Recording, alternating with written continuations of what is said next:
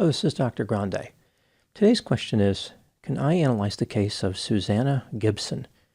Just a reminder, I'm not diagnosing anybody in this video, only speculating about what could be happening in a situation like this. If you enjoyed this video, please like it, subscribe to my channel, and consider supporting me on Patreon. I'll put the link to Patreon in the description for this video. First, I'll look at the background of this case, move to the timeline of the controversy, then offer my analysis. Susanna Gibson was born in September 1983 and lived in Virginia. She married an attorney, and they went on to have 2 children. Susanna worked as a nurse practitioner. In the fall of 2022, Susanna was running as a Democrat for a seat in Virginia's 57th House District. This district covers an area just northwest of Richmond. This was a critical seat as far as the balance of power in the House. Susanna was in a tight race against a Republican. Now moving to the timeline of the controversy. On September 11, 2022, an article was published in the Washington Post which revealed some controversial activity on the part of Susanna. A Republican operative who did not work for the candidate Susanna was running against had alerted the Washington Post to some videos featuring Susanna, which were posted publicly online. As it turns out, Susanna and her husband had been active on a website called Chaturbate. This platform allows content creators, or broadcasters as they're called, to stream sex acts and collect money from users. On several occasions, the couple live-streamed themselves having sex. They had accrued 5,700 followers on the platform. The website makes it clear that videos can be recorded and made publicly available on other websites. One could argue that the videos feature a public display of privates, but that should not be confused with being private. During the live streams, the couple asked their audience to pay them money to complete various requests. Essentially, Susanna and her husband were performing for compensation.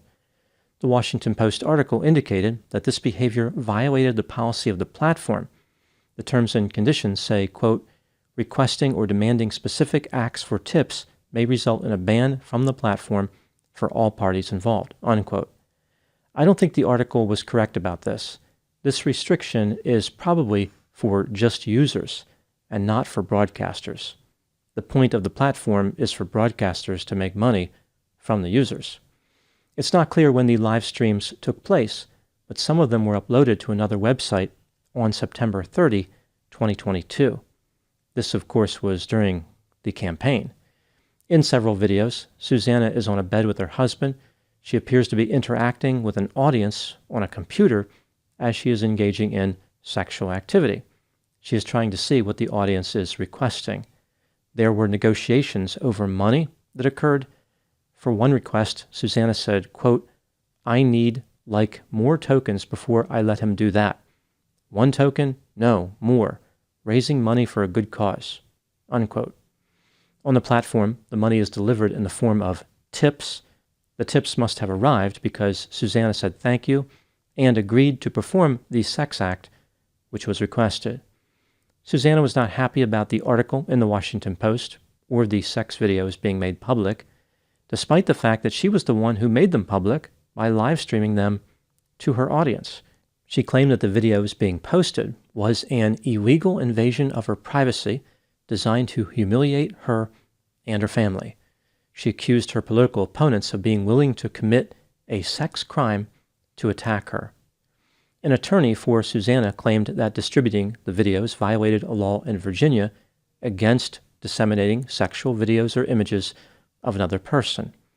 Her attorney further stated that Susanna had not authorized the videos being on other websites and was not aware they had been posted. Ultimately, 40-year-old Susanna Gibson was defeated in the election by a narrow margin, less than 1,000 votes. She has not ruled out the possibility of returning to politics someday. Now moving to my analysis. Here are my thoughts on a few areas that stood out to me in this case.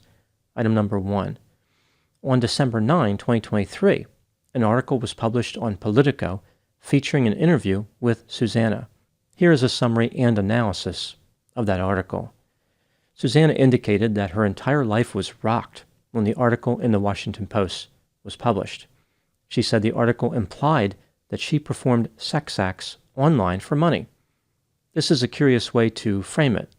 The article didn't merely imply that she did this, it stated that she did this. And when looking at the videos, it's clear that she was performing for money. I'm not sure where Susanna is getting this idea that she did not do what she was recorded doing. Susanna went on to say that the article was based on videos found on the dark web. In reality, they were found on normal websites. I suppose it's possible they were also on the dark web, but there is nothing to suggest this is where the Washington Post found them. Susanna claimed that she didn't have any idea that there were videos of her and that these videos had been uploaded to multiple websites. If this statement is true, it supports the idea that Susanna has no idea how the internet works. How did she even set up the broadcast in the first place if her knowledge on this topic is so low? Susanna then talked about how terrible it was to have the videos revealed. She was unable to function for 2 weeks and was hounded by reporters. She hired an attorney who wrote letters to the Washington Post saying that Susanna never consented to the videos being recorded. Susanna spoke for a while about her views on consent. Essentially, she was saying that she broadcast the sexual acts with the understanding that they would be seen live by select viewers and then disappear. It's not fair that the live stream was recorded and uploaded to websites. I find it very difficult to believe that Susanna did not understand the idea that the videos could be recorded. Everybody knows that anything online can be recorded.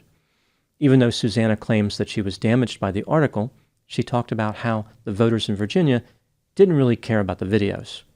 I guess she suffered emotionally, but as far as the election, she believes the videos did not matter. Susanna suggested that the Republican operative was trying to humiliate, intimidate, coerce, and harass her for the purpose of influencing the outcome of the election. This is a bold claim considering the operative only told the press about something that was already public.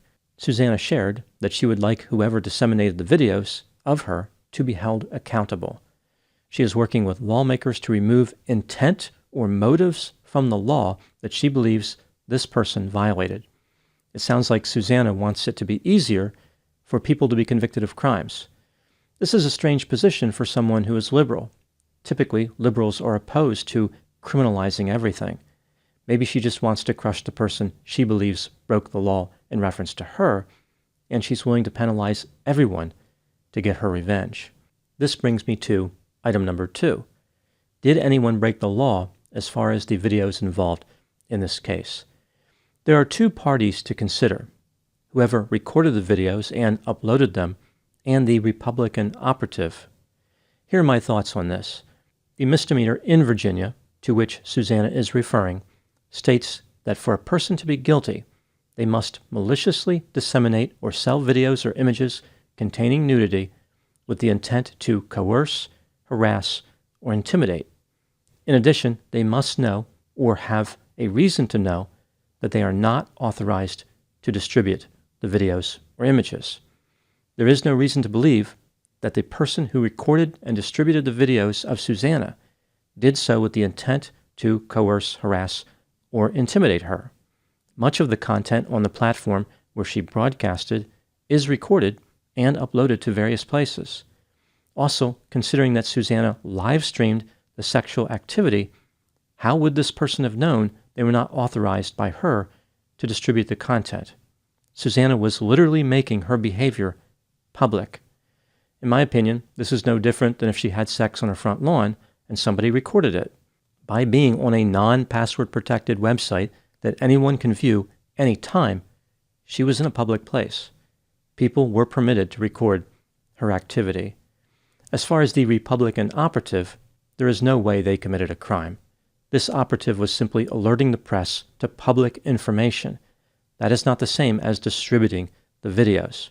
Susanna is accusing people of crimes in a manner that could be considered reckless. People are legally permitted to relay factual information. Although, as an aspiring politician, I suppose it's understandable that Susanna was unfamiliar with this concept. Item number 3. Susanna's repeated complaints and allegations against others are not flattering and do not help her image. She is employing an inferior strategy that makes her seem petty, vindictive, and lacking in common sense. She wants people to believe that it was okay with her for her audience to view her having sex, but it was not okay if they wanted to record the performance and view it later. One of these was perfectly fine, but the other is, magically, a criminal act. I can appreciate what Susanna is saying about how there are two different levels of consent involved here, and that is certainly worthy of a discussion. But how on earth can she have truly expected privacy in that setting? The part that is so worrisome here is that Susanna is acting surprised. She was mad her sex life was exposed. However, through her irrational response to the incident, she exposed her true self in a much more revealing way. She played the victim. Item number 4. What would have been a better way for Susanna Gibson to have handled this controversy? I think that Susanna should have responded by saying something like, "I enjoy broadcasting sexual activity for money, and that's just the way it is." She could have portrayed herself as someone who is open and expressive with her sexuality. Many people enjoy having sex. Some people enjoy it more when being watched by hundreds or thousands of people. By accusing people of crimes with little or no evidence, Susanna lost the opportunity to own her behavior in a positive way. She was not doing anything wrong. She was not breaking the law by live streaming. Susanna should have embraced the exposure of the content. These videos accurately revealed behavior that Susanna preferred. She had a chance to stand up for her right to self-expression. I doubt that voters really cared too much about Susanna's videos. It was her response to the scandal that provided more of a reason not to vote for her. Voters are tired of politicians trying to escape the consequences of their behavior. Susanna shared her bedroom adventures with an audience in a public forum. If she doesn't understand how that led to the videos being public, she does not have enough common sense to be a lawmaker. Now moving to my final thoughts.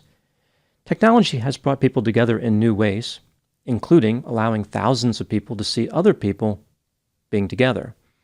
These changes are confusing, and some people find it challenging to navigate this computer-dominated age. Sometimes well-understood and common behaviors, like sex, don't combine well with new technology, like live streaming. If people want to broadcast themselves engaging in the bedroom Olympics, it is important to understand how this activity may be memorialized. People may win a gold medal for pleasure and creativity, but they will finish last when it comes to privacy. Those are my thoughts on the case of Susanna Gibson. Please put any opinions and thoughts in the comment section. They always generate an interesting dialogue. As always, I hope you found my analysis of this topic to be informative. Thanks for watching.